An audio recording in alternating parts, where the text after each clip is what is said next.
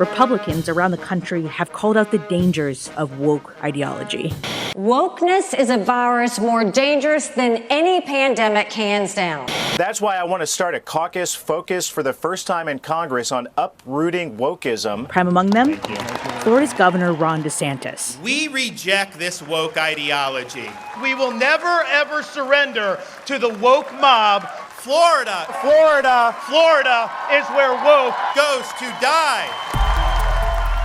DeSantis has enacted anti-woke legislation Called Stop Wrongs Against Our Kids and Employees Act. He's called out what he says are woke corporations, including Disney. They're now in a feud that has escalated with Disney suing DeSantis in federal court, followed by a countersuit in state court by DeSantis's new handpicked board. We're not going to delegate our leadership to a woke corporation based in Burbank, California. And in August 2022, he also suspended Hillsborough County State Attorney Andrew Warren, calling him a woke prosecutor. I don't think the people of Hillsborough County want to have an agenda that is basically woke. But what does the word woke mean? And how did it become part of the Republican rallying cry? For the most part, most Republicans are now awakened to this fact that wokeness is weakness. It's a cancer that's eating America.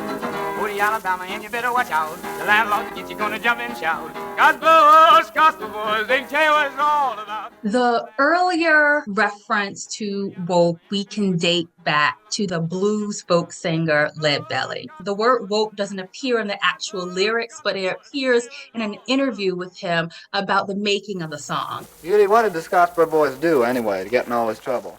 In that recording, he says, I want particularly Black people to be aware or woke when they're coming to the South. I advise everybody to be a little careful when they go along through that, but stay woke, keep their eyes open. It connects to the idea of being socially aware about inequity, injustice, and marginalization. In the 1980s, Spike Lee is famous for having "Wake Up" as a refrain in all of his movies. Wake up! You have persons like Erykah Badu, whose own song, where she has a refrain of "Stay woke." Stay woke. And this becomes a way of, again, talking about political consciousness, particularly at the height of Ferguson. It's going to be used in terms of a hashtag with the Black Lives Matter movement. And that is the contemporary iteration of the term. Experts say that the way Black vernacular has held this term over decades is now being rescripted. The term woke today connects to political correctness. It connects to ideas of policing, and there's pushback that is not necessarily just beholden to one political group or political party. This idea of purity and you're never compromised and you're always politically woke and all that stuff, you should get over that quickly. Are you woke? Are you finally awake?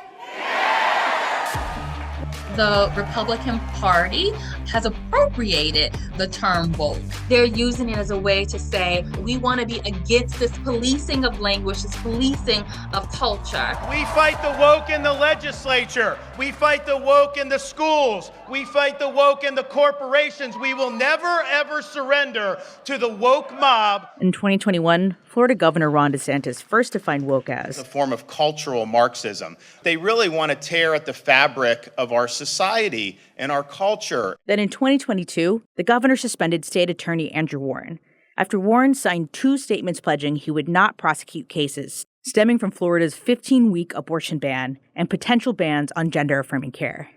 Warren sued DeSantis for violating his First Amendment rights.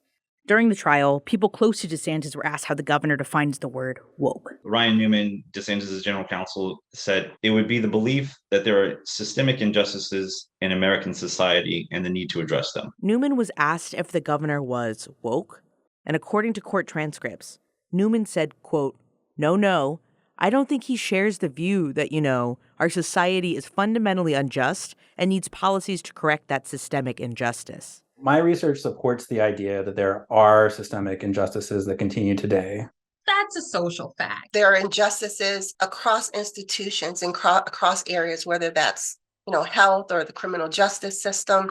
or even in corporations. How much do women make as opposed to men for doing the same job? Until 1968 in this country, it was legal in many places to discriminate based on race. Black and Latinx neighborhoods bear the brunt of this long-term discrimination. They have lower economic investment and they have fewer job opportunities in those neighborhoods. And so that is one of those ways in which systemic injustice persists to the present. Well, I am running for president of the United States to lead our great American comeback. So what does it mean if a 2024 presidential candidate does not believe there are systemic injustices in the United States? It takes us back to times before many minoritized groups, the very groups that are targeted today, do not experience full citizenship. I think that is dangerous because it puts us on a road to go backward. The DeSantis administration declined to respond to the Washington Post's inquiries about how exactly the governor defines the term woke. But he continues to use the word frequently. And as Governor Ron DeSantis makes a bid for the 2024 GOP presidential nomination, it's unclear if his rejection of woke ideology will appeal to a national audience. But for now, in Florida, it's working. And according to the governor, you ain't seen nothing yet. Thank you all. God bless you.